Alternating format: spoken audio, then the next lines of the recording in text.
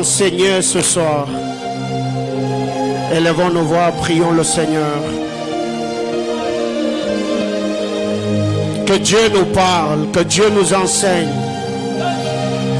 Que nous ne soyons pas des auditeurs oublieux. Que la parole du Seigneur reste gravée dans nos esprits après ces cultes. Élevons nos voix, prions le Seigneur.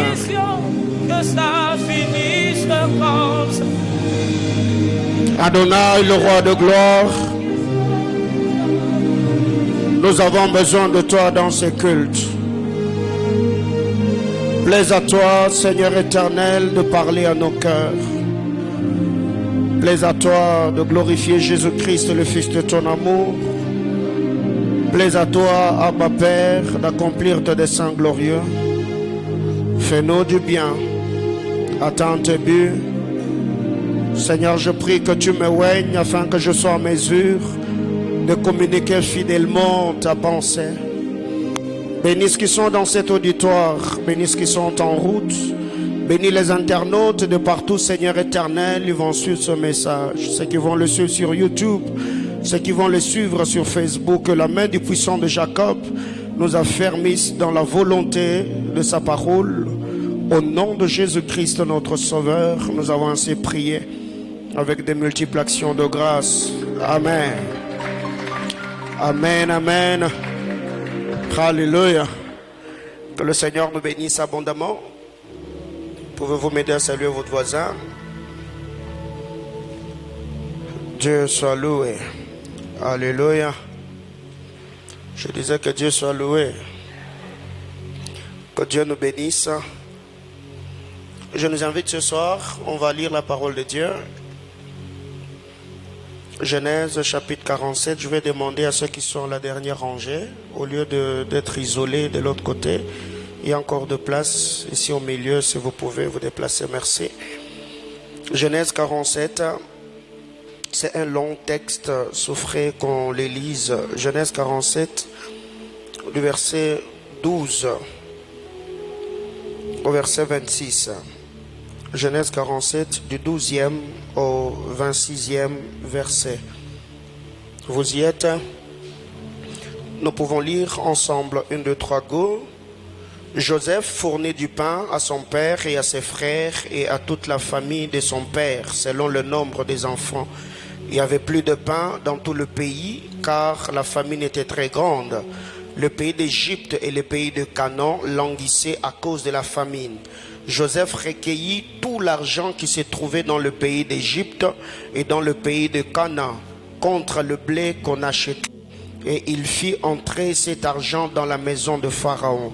Quand l'argent du pays d'Égypte et du pays de Canaan fut épuisé, tous les Égyptiens vinrent à Joseph en disant: « Donne-nous du pain. Pourquoi mourrions-nous en ta présence, car l'argent manque ?»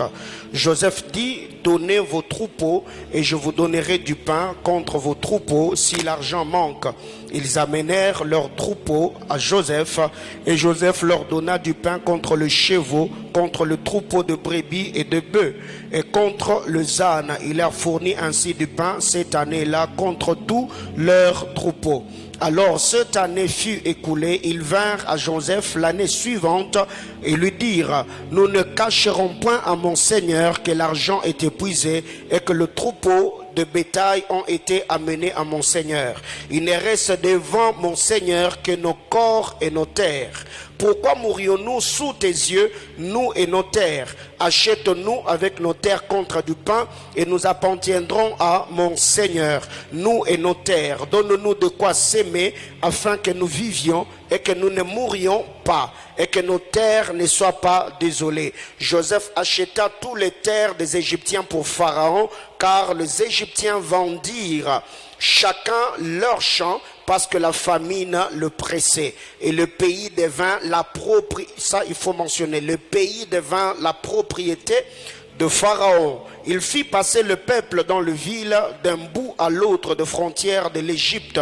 Seulement il n'acheta point le terre de prêtres parce qu'il y avait une loi de Pharaon en faveur de prêtres qui vivaient du revenu que leur assurait Pharaon. C'est pourquoi ils ne vendirent point leurs terres. Joseph dit au peuple, je vous ai acheté aujourd'hui avec vos terres pour Pharaon. Voici pour vous de la sémence et vous pourrez ensemencer le sol. À la récolte, vous donnerez un cinquième à Pharaon et vous aurez le 4 autres parties pour ensemencer les champs et pour vous nourrir avec vos enfants et ceux qui sont dans vos maisons. Parole du Seigneur, je nous prie de répondre à nos places. Que le Seigneur bénisse sa parole. Alléluia. Le dimanche, par la grâce du Seigneur, nous avons partagé la parole de Dieu en disant commencer faiblement n'est pas synonyme d'avoir une fin glorieuse. Souffrir n'est pas synonyme d'avoir un futur glorieux. Nous avons dit qu'avoir une vie au standard élevé, tout est fonction de ce que l'on connaît, notre particularité ou encore notre spécificité, ce que nous faisons. Car dans cette vie, nous serons cherchés à cause de 3 choses: ce que nous sommes, ce que nous avons et ce que nous savons faire. Alléluia. Alors, qu'est-ce que nous devons retenir? Par la grâce du Seigneur, nous avons dit, nous devons également apprendre ou respecter les lois spirituelles. Il faut apprendre à maximiser quand on est dans son temps ou dans sa saison. C'est ainsi que nous avons conclu en disant qu'avec Dieu nous marchons, mais avec nos destinées nous devons courir. Nous avons dit la beauté d'une onction est fonction de transformation de vie de ceux qui sont attachés à elle. Si ceux qui sont avec nous ne sont pas qualifiés, laissons la grâce qui repose sur nous le qualifier. Car un bon bâtisseur n'est pas celui qui utilise les hommes pour bâtir sa vie, mais c'est celui qui utilise sa vie pour bâtir celle des hommes. Nous avons dit que la vision d'un bâtisseur, ce n'est pas ce qu'il dit, mais plutôt ce qu'il fait. Nous avons dit que la vision d'un bâtisseur est capable de les tuer pour vivre à sa place. Et nous avons dit, ce qui nous tire de nos lits pour qu'on aille travailler, c'est l'argent. Nous sommes malheureux, misérables et pauvres, parce que l'homme devient riche quand l'argent commencera à travailler pour lui. C'est ainsi que nous avons dit, on ne peut pas s'enrichir qu'avec son revenu mensuel, donc son salaire. Parce que nous devons avoir 2, 3, 4 unités de production. À l'instar de notre père Abraham, la Bible déclare Abraham était riche en or, il était riche en argent, il était riche en troupeaux. Alors nous avons parlé, premièrement, nous devons avoir un bon planning. Selon Luc chapitre 14 du verset 28 au verset 30. Et le bon planning, on peut l'avoir que dans la loi de la réflexion, Genèse 24, 63, Proverbe 16, 20. Le sous-point, nous avons dit, nous devons apprendre à définir le projet. Selon Jérémie 29, le verset 11. Nous devons mettre le projet par écrit. C'est Habakkuk chapitre 2, le verset 2. Nous devons définir le timing pour la réalisation du projet. Si le projet est à long, à moyen ou à court terme, selon Luc chapitre 13, le verset 32, nous devons faire l'étude des 10 milieux. Selon Néhémie chapitre 2, du verset 13 au verset 15, nous devons savoir ce que l'on veut devenir avec le projet, avec le talent, la capacité que nous avons. Nous devons savoir ce que l'on veut devenir. Genèse chapitre 3, le verset 6, le verset 7. Là, nous avons dit, si Adam ou Ève a mangé le fruit, ce n'est pas seulement parce que le fruit était délicieux, mais Ève voulait devenir quelque chose. Selon ce que le diable ou le serpent l'avait dit. Le serpent avait dit, si vous mangez du fruit défendu, vous deviendrez comme Dieu. Donc, elle voulait devenir quelque chose. Voyez-vous? Et cela était une tromperie. Le diable l'avait trompé par ses ruses. Nous avons dit, nous devons avoir la bonne lecture du temps. Matthieu chapitre 16, du verset 2 au verset 3, nous devons miser sur les priorités. Nous devons savoir la loi des priorités ou l'échelle des priorités. Genèse chapitre 2, du verset 15 au verset 17. Et là, nous avons dit, nous devons apprendre à être plus dans les actifs que dans le passif, lors de priorités. Je peux m'acheter une chaussure, une montre de 200, 300, 400 dollars. Et après avoir acheté cela, est-ce que la montre va me produire de l'argent? Ce qui fait que beaucoup de pauvres sont dans les passifs, mais ceux qui s'enrichissent sont dans les actifs. Ce qui fait qu'aujourd'hui en Afrique, on peut reconnaître un homme pauvre qui par son accoutrement. Mais quand vous allez chez les occidentaux, dans des pays développés, dans des pays où la mentalité entrepreneuriale, ou la mentalité de l'investissement, vous pouvez rencontrer un riche et le traiter d'un pauvre. Parce qu'en Afrique, les pauvres, on les reconnaît par leur accoutrement. Quand tu regardes quelqu'un qui est bien sapé, bien habillé, dans ma tête, je me dis, il est pauvre. Parce qu'il ne doit pas seulement me présenter sa garde-robe, mais il faut qu'il me présente ses réalisations. Qu'est-ce qu'il a comme revenu? Qu'est-ce qu'il a comme unité de production? Ce qui fait qu'aujourd'hui, les pauvres couvrent leur pauvreté par les vêtements, alors que les riches, ils n'ont pas besoin de très bien s'habiller pour être quelque chose. Eux, ils ont besoin d'argent, ils n'ont pas besoin de vêtements. Alléluia. Et nous avons donné cet exemple où tu vois quelqu'un te dire que le pantalon ou cette chaussure que j'ai mise coûte une parcelle. Tu es pauvre. Pourquoi? Parce que si tu sais que ça coûte une parcelle, prends cet argent-là, investis dans une terre, achète une terre, construis une maison, engage-toi dans l'immobilier. Ça va te donner de l'argent. Alléluia. Là, nous avons dit, nous ne devons pas être seulement dans le passif, mais nous devons beaucoup plus être dans les actifs.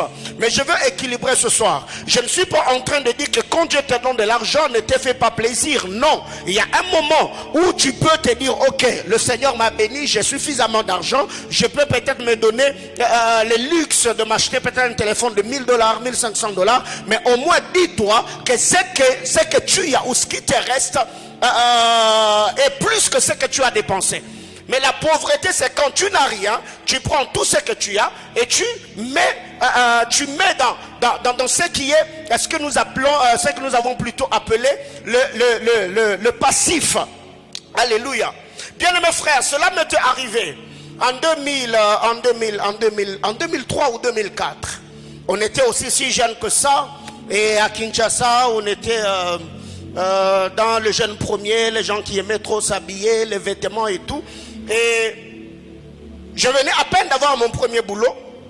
On m'a payé mon premier salaire, je l'avais remis à mon père spirituel selon ce que le Seigneur m'avait demandé de faire. 3 ou 4 mois après, je vous dis, on m'a payé mon salaire. Et devant juste l'établissement où je travaillais, il y avait des gens qui vendaient des vêtements et tout. Et ce monsieur-là est venu avec une veste. C'était du velours léger. Et derrière ce velours-là, on avait mis l'aigle qui brillait. C'était très beau. Bien aimé, je vous dis, j'ai pris les 95% de mon salaire. Je crois peut-être Papa Carlos, il va se souvenir de la veste dont je suis en train de parler.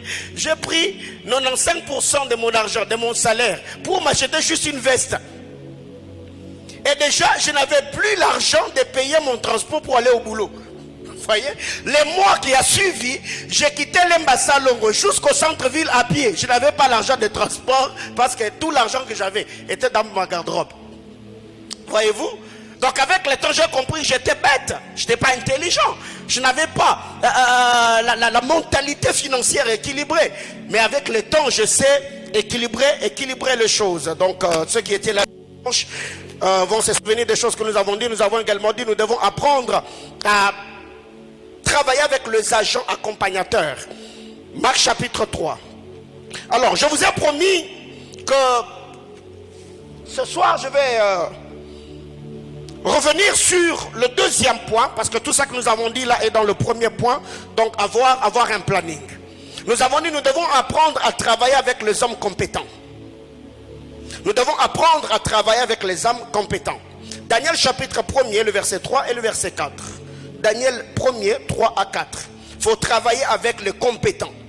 Bien-aimés dans le Seigneur, aujourd'hui il y a des gens qui pensent que, parce qu'ils sont trop spirituels, ils prient beaucoup, que leur capacité spirituelle ou la compréhension qu'ils ont du monde spirituel suffit pour être engagé dans une entreprise et avoir un poste important. Détrompez-vous.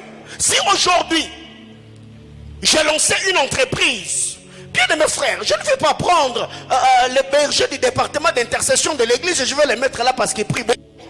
Mais non, je vais placer dans cette entreprise-là un homme qui va m'aider à développer l'investissement.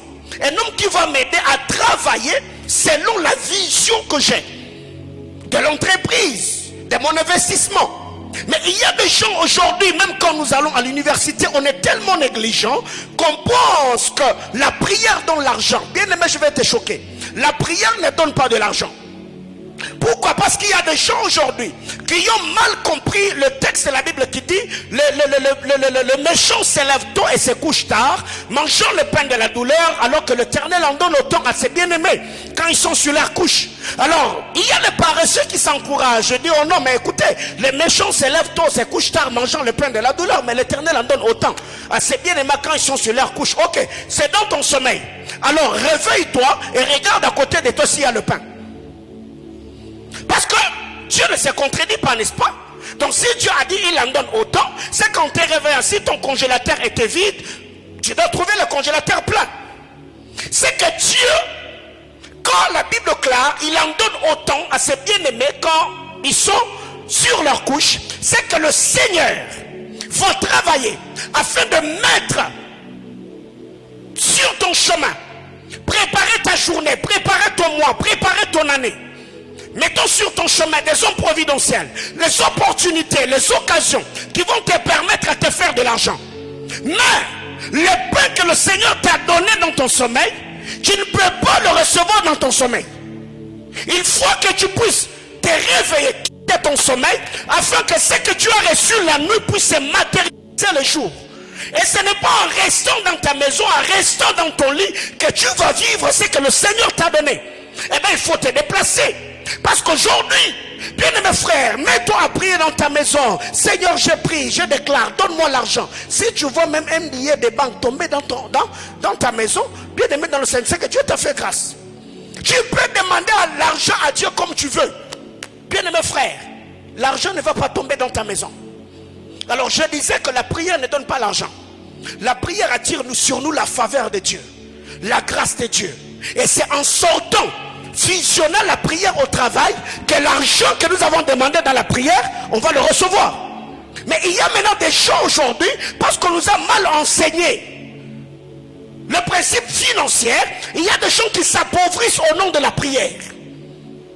Dans cette église, personne ne me dira, si moi je n'ai pas étudié, si je n'ai pas gagné la vie, c'est à cause de l'église. Non, nous ne prions pas tous les jours, nous avons culte mercredi, vendredi, dimanche, excepté peut-être le programme de Beraka qui nous prend 30 jours. Et les cultes même pendant Beraka, c'est de 16h juste à 18h30. Ça sous-entend que de 8h à 16h, tu peux faire quelque chose. Alléluia. Donc personne ne nous dira que s'il a échoué parce que l'église l'a empêché à faire chose X ou chose Y. Il faut travailler avec les hommes compétents. Alors, pour devenir compétent, il faut refuser d'être un généraliste. Je l'avais encore dit dimanche, c'est pour cette raison que je ne vais pas m'attarder sur ce point. Il ne faut pas être un généraliste, deviens un spécialiste. Tu dois te spécifier dans un domaine donné. Ou quand les gens ont besoin de ces services-là, ils seront contraints ou obligés de se tourner que vers toi. Quelqu'un me comprend? Bien-aimé dans le Seigneur, aujourd'hui, il y a beaucoup de gens qui ne se sont pas fait un nom dans tel et tel autre domaine parce qu'ils ne sont pas patients. Pour te spécifier dans un domaine, cela demande du temps. Il faut être patient, il faut payer le prix, il faut être endurant. Parce que dans cette maison d'alliance, nous avons toujours dit, quand c'est dur, seuls les durs font quoi? Endurent. Donc quand c'est dur, seuls les durs peuvent endurer. Donc, pour te spécifier dans un domaine, cela te faudra du temps. C'est un travail. Je prends un exemple, tu dis, je me lance dans les affaires. Moi, je vais commencer à vendre tel article. Bien-aimé dans le Seigneur, pour que tu te fasses un nom, en vendant cet article-là, il te faudra du temps. Il faut être patient. Il faut investir. Il faut avoir un très bon service de marketing. Il faut très bien travailler. Il faut avoir un très bon service de management. Il faut travailler. Il faut réfléchir. Ce qui fait qu'il y a beaucoup de gens qui ont pensé que le simple fait d'avoir une parole venant du Seigneur, cela avait suffi pour réussir du coup. Mais non. Joseph a rêvé dans la maison de son père à l'âge de 17 ans. qu'il voyait le gerbe se prosterner. Mais il a fallu 13 ans pour qu'il vive l'accomplissement de ce qu'il avait vu. Mais il a payé le prix. Il a travaillé dans la maison de Potiphar. Il est allé en prison. Il a interprété les songes du roi. C'est ainsi que Dieu s'est souvenu de son serviteur en accomplissant ce qu'il avait promis à Joseph. Que quelqu'un me dise amen. Donc, il faut travailler sa particularité. Bien-aimés frères, ne soyons pas comme des Congolais. Un Congolais sait tout faire. Si tu appelles quelqu'un chez toi à la maison, tu lui dis, est-ce que tu peux m'arranger le courant? Oh oui. Est-ce que tu peux me réparer le fer à repasser? Oui. Papa, il faut le chasser. Il va brûler ta maison pour rien. Comment expliquer que toi tu fais tout? Et si tu lui posais la question, s'il a suivi une formation quelque part, il te dira non, j'ai appris chez nous. Ah non, non. Il ne faut pas travailler avec de telles personnes. Que quelqu'un me dise amen. Donc, pour se spécialiser, il faut être patient, il faut du temps, il faut investir, il faut travailler, il faut bosser. Parce que quand vous lisez la parole de Dieu, 1 Samuel chapitre 16, le verset 17. 1 Samuel chapitre 16, le verset 17. La Bible déclare, Saül répondit à ses serviteurs, trouvez-moi donc un homme qui joue bien et amenez-le-moi. Saül n'a pas dit trouvez-moi un homme qui joue. Non. Il a joué et joué bien. Saül n'avait pas besoin de quelqu'un qui faisait du mbelekete jazz. Non. Donc il avait besoin de quelqu'un qui maîtrisait, qui avait l'art de manier la guitare. Il a dit trouvez-moi un homme qui sait jouer. Bien-aimé dans le Seigneur, je vous conseille et vous encourage. Travaillez. S'il faut étudier, étudiez. Si vous êtes dans tel ou tel autre domaine, spécialisez-vous dans votre domaine. À telle enseigne que quand quelqu'un aura besoin de ces services-là, il se dira non, non, non, non, non. Je dois me tourner vers X et Y personne. C'est lui qui est calé dans ces services-là. Alléluia. Bien-aimés frères, aujourd'hui,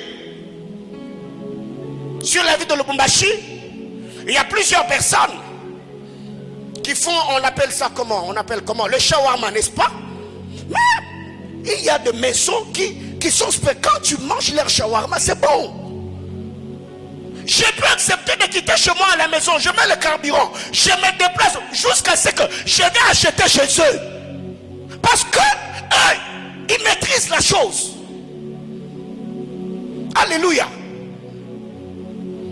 N'est-ce pas, peut-être en grandissant, il y avait peut-être beaucoup de mamans dans votre quartier qui faisaient le beignet. Mais il y avait toujours une maman qui t'a toujours marqué dans sa manière de faire le beignet. Donc quand tu veux manger le beignet, c'est chez cette maman-là que tu vas acheter. Alléluia. Cherchez-moi, trouvez-moi quelqu'un qui joue bien. Il faut te spécialiser. Autre chose, il faut travailler son profil. Dis à ton voisin, travaille le profil. Bien aimé, le dimanche, nous l'avons dit, chez nous en Afrique, il se fait que la formation que nous recevons à l'université ne correspond pas aux exigences des demandeurs ou des employeurs. Ce qui fait qu'à l'université, ça peut être tu es économiste, tu as appris un bon nombre de choses, tu es comptable, tu as appris le principe de la comptabilité et tout, mais quand tu arrives sur le terrain, tu regardes ce que tu as étudié à l'université et les exigences des demandeurs, c'est autre chose. Alors s'il arrive, tu as fini à l'université, tu es licencié en 1 année, 2 ans, et que le travail est en train de tarder, qu'est-ce que tu dois faire? Il faut suivre d'autres formations. Il y a aujourd'hui des formations en ligne. Il y a des ateliers de gauche à droite. Ne reste pas là bras croisés. Mais non. Travaille encore. Travaille le profil. Tu dois avoir d'autres formations que tu dois mixer pour remplir ton background. Avoir un CV bien blindé. Parce qu'à part les études, qu'est-ce que tu as fait d'autre dans la vie? Tu n'as pas déjà l'expérience professionnelle. Et ce n'est pas aussi facile que ça. Donc, si tu veux travailler, il faut faire quoi? Travailler le profil. Dis à ton voisin, travaille ton profil. Samuel chapitre 16, le verset 18. Écoutez comment cet homme présente le profil qu'avait David. L'un des serviteurs de Saül prit la parole et dit: voici, j'ai vu un fils d'Isaï, Bethlémite. 1, qui sait jouer. 2, un homme fort et vaillant. 3, un guerrier. 4, il parle bien. 5, il a une belle figure. 6, l'Éternel est avec lui. Quelqu'un me comprend? Ça, c'est le profil de David. Mais quand Saül a parlé au verset 17, Saül avait besoin d'un joueur de la harpe. Il n'avait pas besoin de la beauté de David. Il n'avait pas besoin des habiletés de David. Il n'avait pas besoin, je ne sais pas, de la morphologie de David. Il n'avait pas besoin des biceps de David. Mais c'est lui qui a présenté David, l'a bien présenté. Parce que David avait un profil qui ne répondait pas seulement aux besoins spirituels de Saül, mais qui allait aussi répondre aux besoins de l'armée d'Israël. Est-ce que quelqu'un me comprend? Ok, revenons. J'ai vu, premièrement, il a vu où? C'est que David n'était pas seulement quelqu'un qui chantait en brousse, mais il y a des moments aussi où il chantait en cité. Parce que le serviteur de Saül dont il est question, il n'était pas berger comme David. Et tous ces profils, quand est-ce que David a appris à maîtriser la gamme de sa guitare?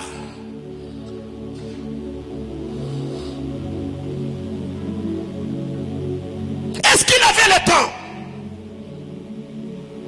Est-ce qu'il a suivi de formation? La Bible ne met pas l'accent sur cela. Mais cet homme-là avait vu David.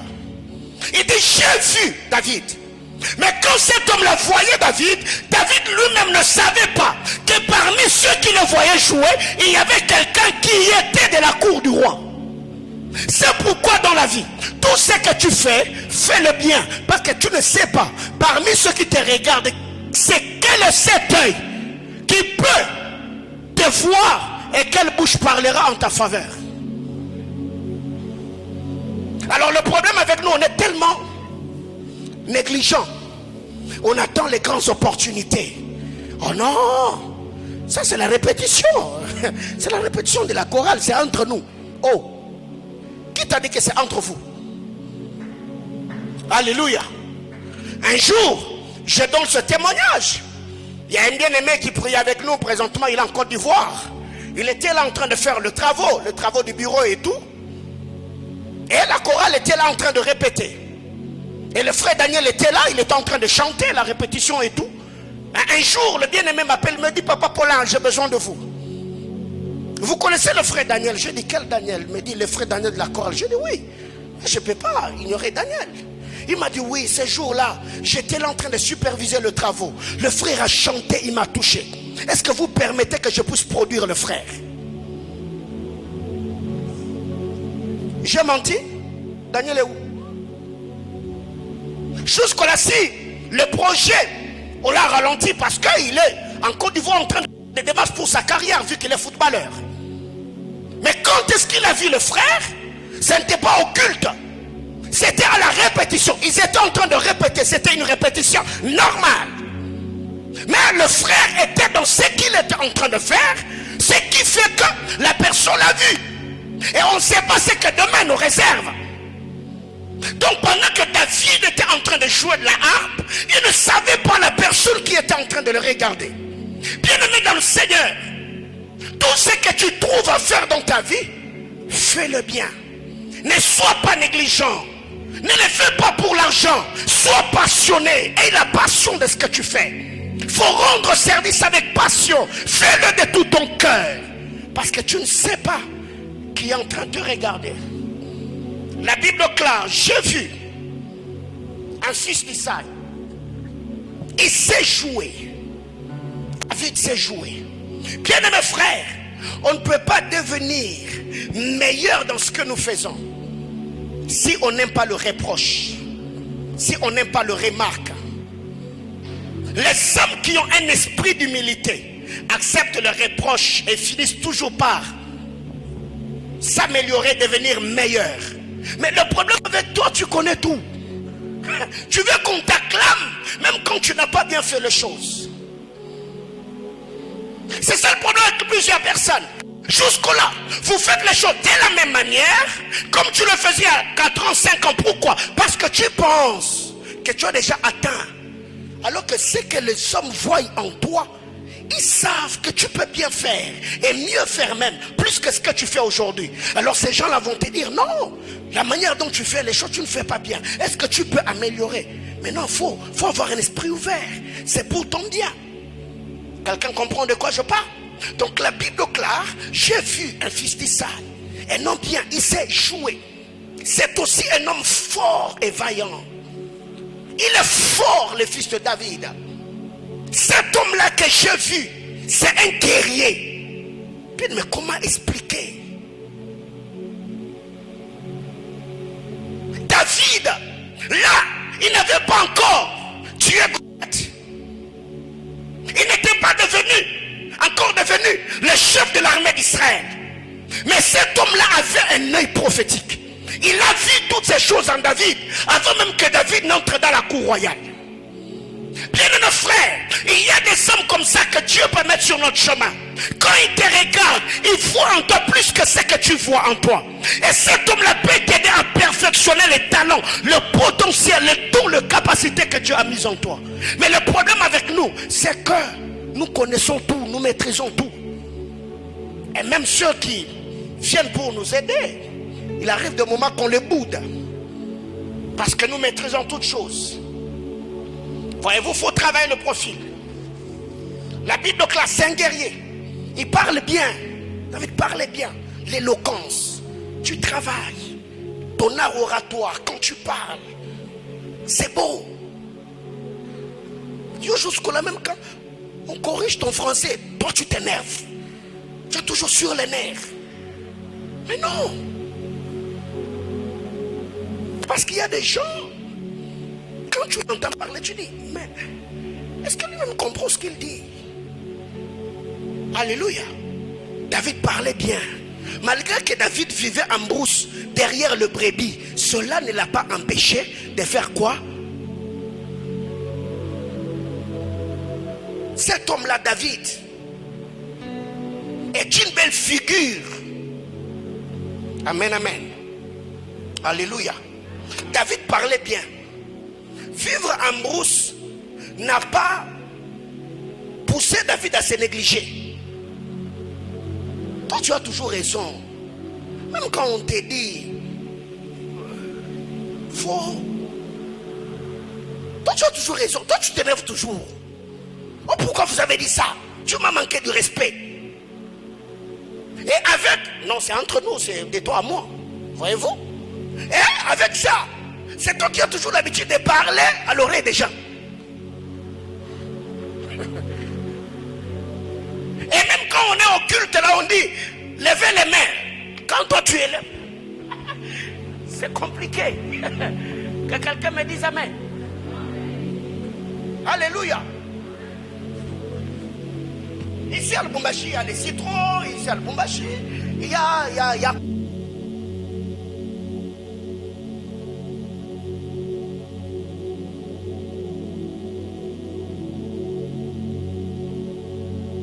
En brousse, David là, il vivait en brousse. La Bible déclare, il parlait bien. David parlait bien. Malgré qu'il vivait en brousse, David parlait bien. Malgré qu'il était berger, David parlait bien. David était beau. Donc pour être beau là, il y a un travail à faire. Eh oh. On n'est pas beau par hasard. David était beau. Donc la beauté là, David travaillait sur sa personne. Il pouvait aussi se négliger et dire non, moi je suis berger, je passe tout mon temps. Non, non, il était beau. Maintenant le problème avec toi, c'est que tu vas chercher l'emploi. Mais il faut travailler le profil. Déjà tu arrives, le col de ta chemise à la couleur de l'arc-en-ciel. Attends toi-même. Qui peut t'engager dans une entreprise avec des choses comme ça? Alléluia. Non mais je suis votre pasteur, n'est-ce pas? C'est entre nous. Quelqu'un comprend de quoi je parle? Déjà, quand tu arrives, on sent déjà que quand tu soulèves les bras de l'autre côté, déjà. Non. Déjà, avec ça, c'est toi qui aimes mettre chemise blanche. Est-ce que je suis en train de parler à quelqu'un? Parce qu'il y a des moments où, quand nous adorons le Seigneur, là, il y a d'autres personnes qui souffrent à nos côtés. Quelqu'un qui souffre. Tes mains sont levées, toi tu es dans les seins d'Abraham. Et celui qui est de l'autre côté, il est en train de d'étouffer. Parce que c'est pas bon.